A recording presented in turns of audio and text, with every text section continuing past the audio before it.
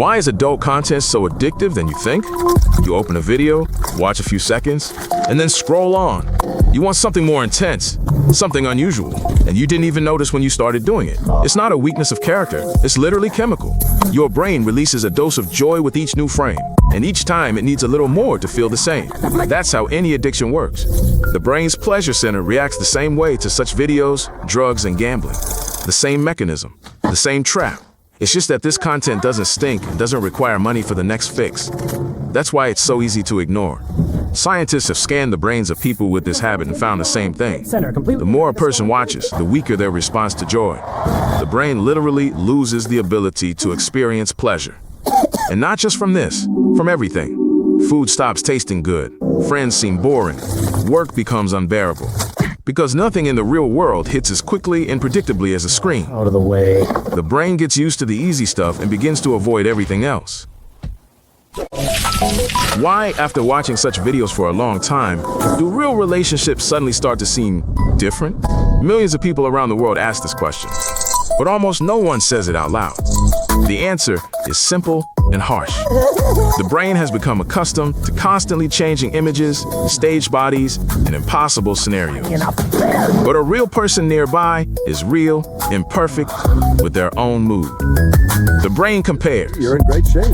And becomes disappointed. Still a bit of a... Research shows that men with a strong attachment to erotic content are more likely to experience difficulties in intimate relationships with a real person, not because of health reasons. It's simply that the brain has forgotten how to respond to someone who is truly there. This content sets a bar that real life physically cannot reach. Because life is not staged, it does not adapt to other people's expectations. And this begins to irritate, even if the person themselves doesn't understand why. The partner senses this distance, even if they don't know anything. Coldness, the feeling that something is wrong.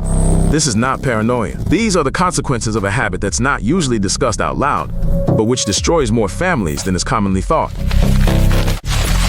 Every day, millions of new images of child sexual abuse are discovered online. Not thousands, but millions. This isn't a horror story for parents. These are official statistics from child protection organizations. Much of this is stored and shared through closed, encrypted networks, inaccessible to standard searches. These networks are home to communities with thousands of members, their own hierarchies and rules. Just like a real organization, law enforcement agencies around the world are constantly catching members of these networks. Dozens of countries participate in raids simultaneously. And each time, it turns out that among those detained are teachers, doctors, and officials, people who are trusted with children.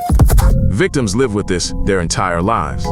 Experts say that the mere knowledge that your photos are still circulating online is a wound that never heals, even if the abuse ended long ago.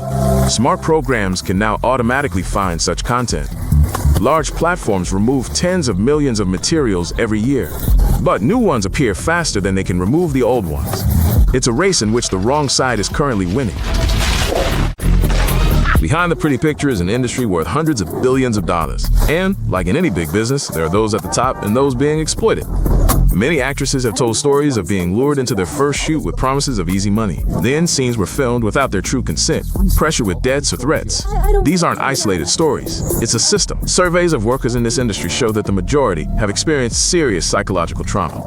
A third report, violence right on set, not as an exception, but as the norm for a portion of this market. The largest adult video platforms have been making money for years from videos featuring real violence and minors. When this was discovered, several of them deleted millions of videos overnight. This means they knew what was there. From the very beginning, while you're watching for free, someone else is paying others. Free adult content exists because your viewing generates money for advertisers. You're not a viewer here. You're a product to be sold again and again. The good news, the adult brain is rewired. Nerve cells are capable of creating new connections to replace old ones. This isn't a metaphor for hope.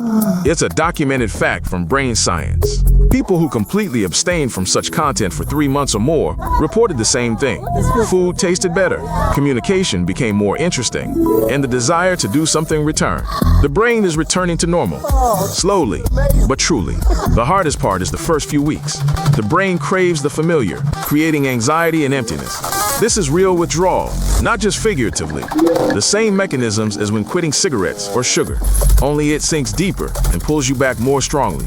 Around the world, there are hundreds of communities of people who have quit and are helping others. No judgment, no moralizing.